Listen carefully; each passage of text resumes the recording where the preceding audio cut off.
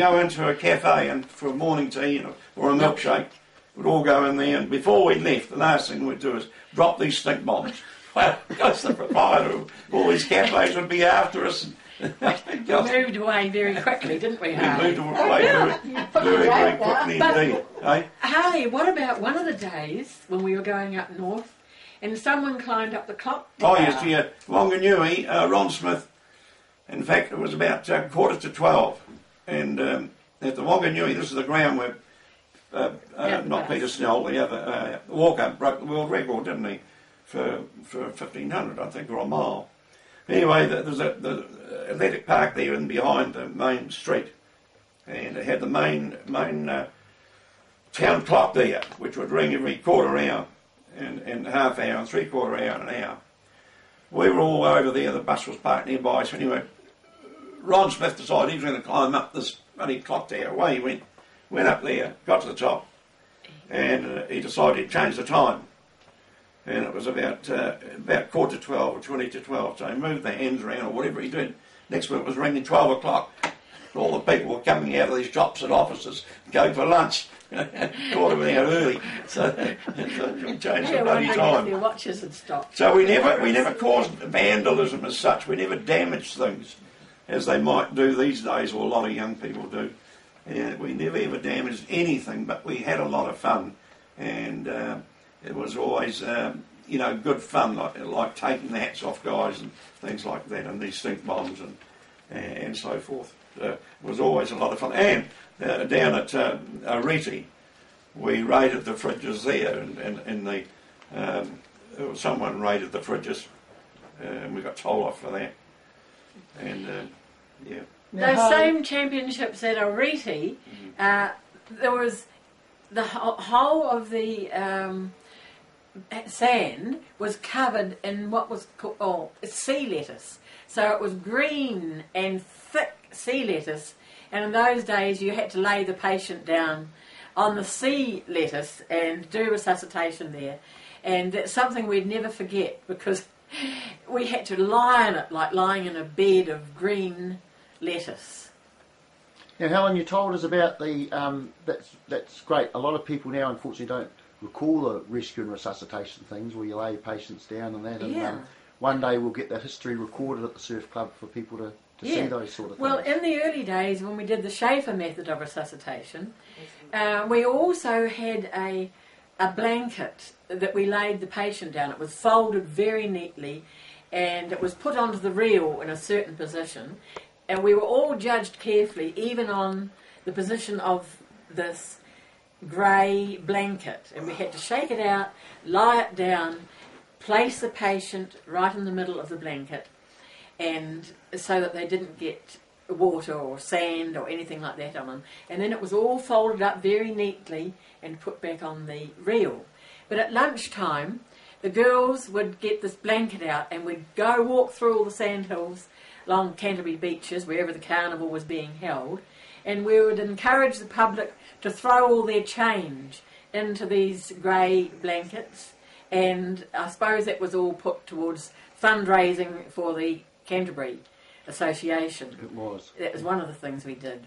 And another thing we did with Graham Prattley, and we put on all these shows that Graham organised. We even did a great show at Sumner, and the girls did the can, I can remember that quite well, and Graham did all his hypnotism, that sort of thing.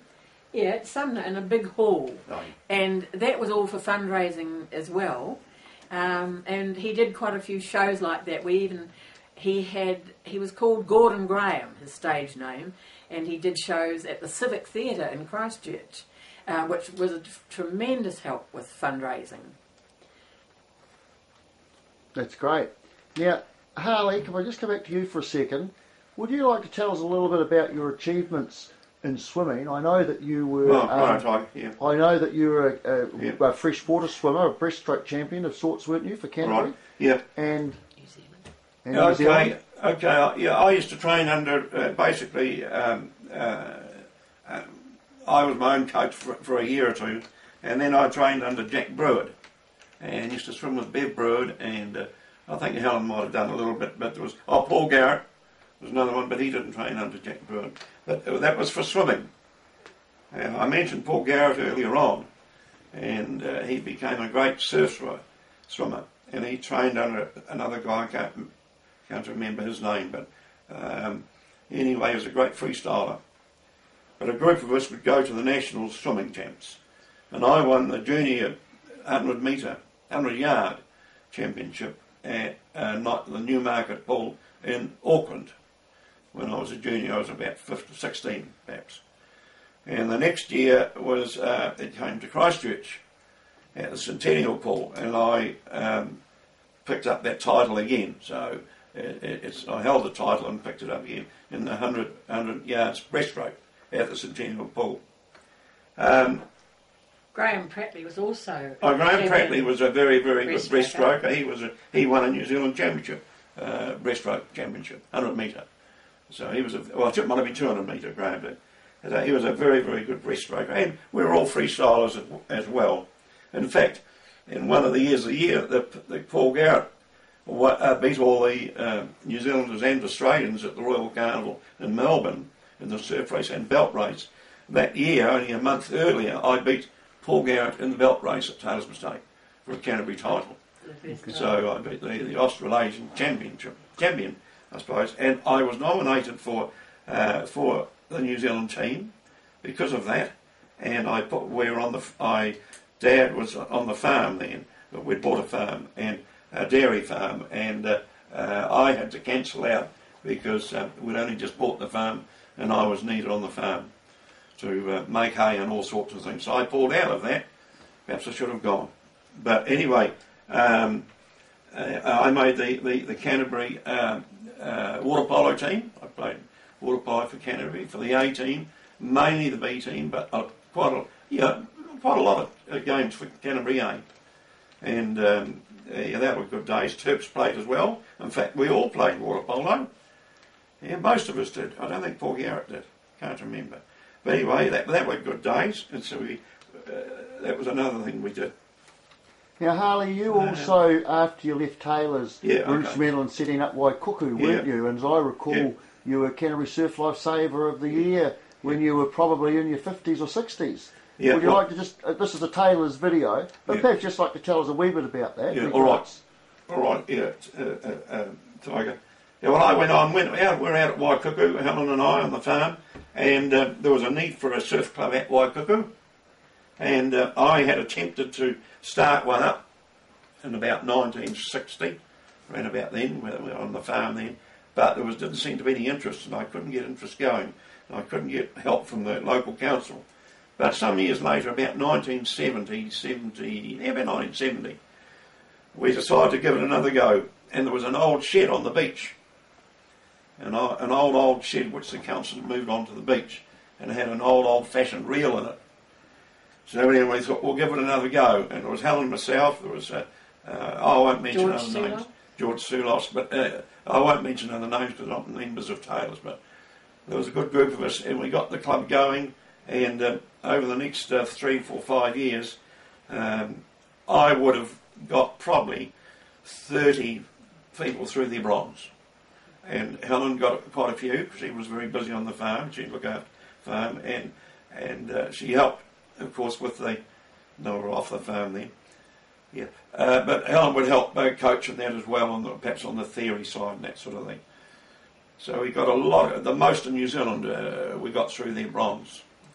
And at one year, I can't remember which year it was, but I was picked up the prize, I suppose you'd call it, for the lifeguard or lifesaver of the year, simply because of the work I'd put in to the clubhouse. I also arranged the building of the new clubhouse. I was sort of the foreman for that. It was through myself and Helen that we got that thing going, raised about $100,000, and plus sponsorship. And our oldest son. And our oldest son goes there. He was a builder then. He was in the surf club. And we got voluntary labour, of course, and we built the clubhouse in 51 weekends. 51 weekends with voluntary labour, yeah.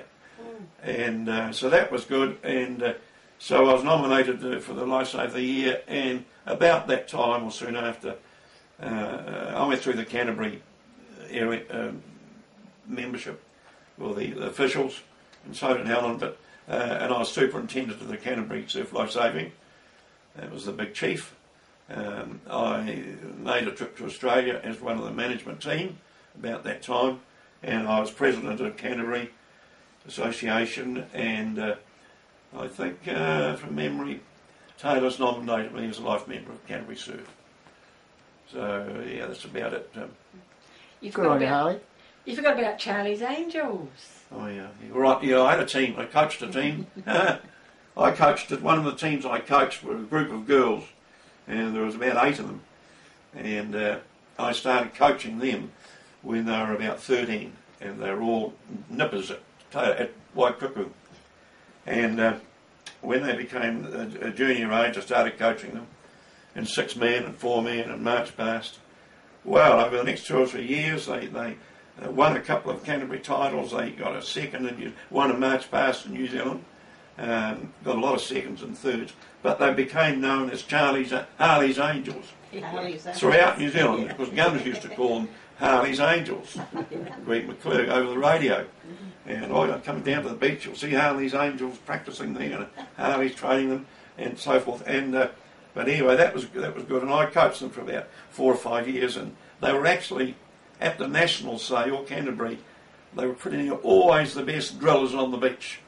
It's only because the swimming ability wasn't up to some of the other clubs where they had top swimmers, in the draw for 6-man and top swimmers for 4-man.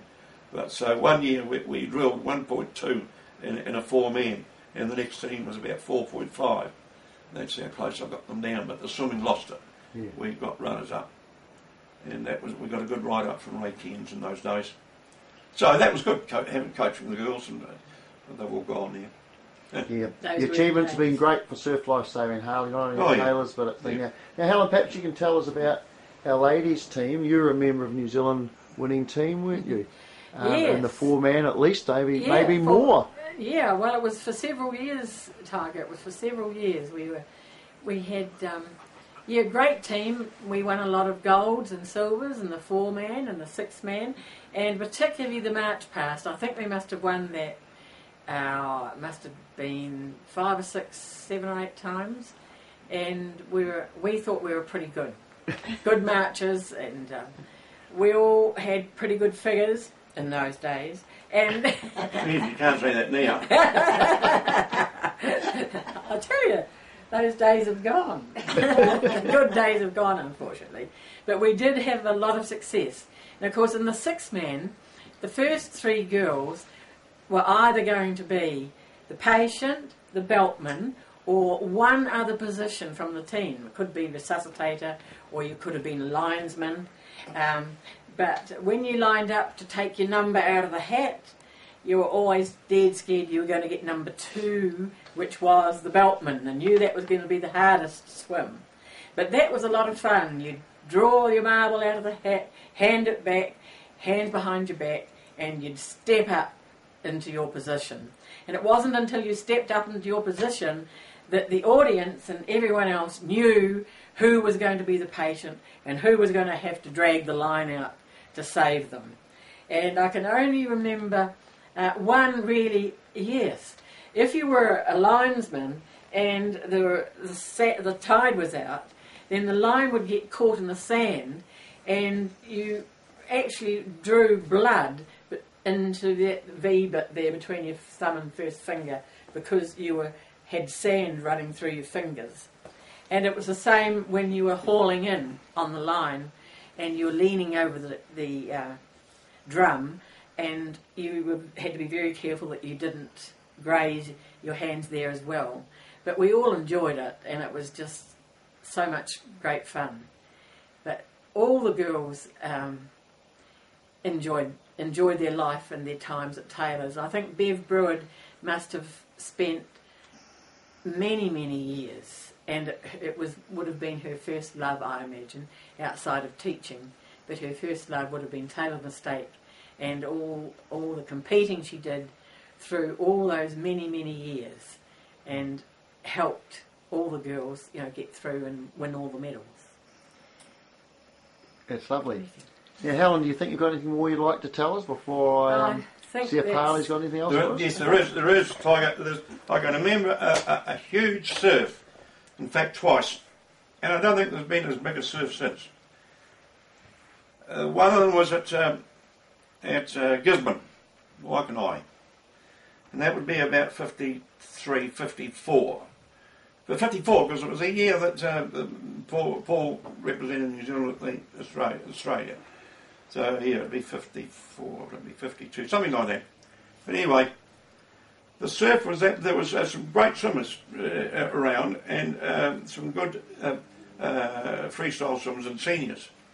But anyway, the surf was that big they had to drop the boys by aeroplane, and they had many attempts to get them in the right place. Just couldn't get them down any other way. And there's a terrific drift along, a current going along, and in the finish they cancelled quite a few events. But what they did hold is the junior surf race. And I can remember I was swimming with basically with Paul and Peter Stead. Turfs was just always swimming in a group. And we were well up towards the front, probably in the first 12, 15, 20. And when we came, there was about 40 of us in that sort of huge group. But when we got to the beach, the winners had been in for about 5 minutes, and we know they never ran around the boys, because the boys were all over the place, washed away, and the current washed them away. They never got within cooey of the boys, and of course we protested in that, and through Keith Lecreen, I think it was, about the winners wouldn't have got round the boys, but they wouldn't listen to us. No, they wouldn't listen to us. But it was a massive surf, and there was ships out at sea. They had to just heave to. They had huge problems, but it was and senior events were cancelled as well in ladies, and it was the same down at Dunedin, wasn't it? Might have been a year later. That was St Clair. Yeah, St Clair. They did get through the events though, I think. No, they didn't. They cancelled them in the afternoon. In the morning, we had our ladies 4-man, and Bev Bird was always. She always had the belt on. She was always number 2, and I was usually in the early days the patient. But this particular day there was the huge surf, and they were actually breaking at the buoys. And once the patient gets there, your hand shoots up, and your beltman jumps into the belt and races down the beach and dives through the waves and swims like crazy. And the patients have their backs to the sea at that stage. Then you're cheering and screaming for your beltman to hurry up and hurry up. And I was busy doing all the screaming and yelling for Bev, and I didn't realise there was a huge dumper coming, and it crashed straight down on my head. And I was swept down to the bottom and swept a long way away. By the time I came up and I could see where the light was, and I was hoping like hell I could get up and get a breath. And when I got up, I'd been washed down, several hundred yards, and I had to swim back against the current and then grab the rope and pull myself along the rope. And then Bev could put her hand up. But I think we still won that event. The 4-man was always one of our best. You would have been disqualified because of your time. You reckon it would have been the time? No, well, I'd got there, but then I got swept away. But there were a lot of events cancelled that year. Yeah, the afternoon the whole championships were cancelled because even the seniors couldn't get out there. Were you there? It was huge. Not St Clair. No, not St Clair. No. It was great. Yeah. No. Okay. So Helen, you got anything more you'd like to tell us? No, I think that's about the lot. Thank you. Helen. Now I'll get a photo together. But Harley, what about you? No, I think you got enough there. I think. Well, when you've gone, Ty, you've got to remember lots of things. Yeah. No, I think we've covered most of it. Yeah. It's just a shame for our club and our history that this technology wasn't available for a lot of other good members of our club that have before your time, the 50s, back in from our formation in 1916 and that. That could have told us some other stories of it. This has been very interesting. Thank you very much. Could I just get a quick photo of you both together? There's one more story I'll tell you. Oh, all right. Good on you, Harley. This is no, Harley, it's not going to be a naughty story, is it? Oh, not really. No. We're only 14, 15. We were only 14, 15, 16 at that time. Where are you talking about? Dunedin somewhere. Oh, maybe. No? All right, I won't say anything.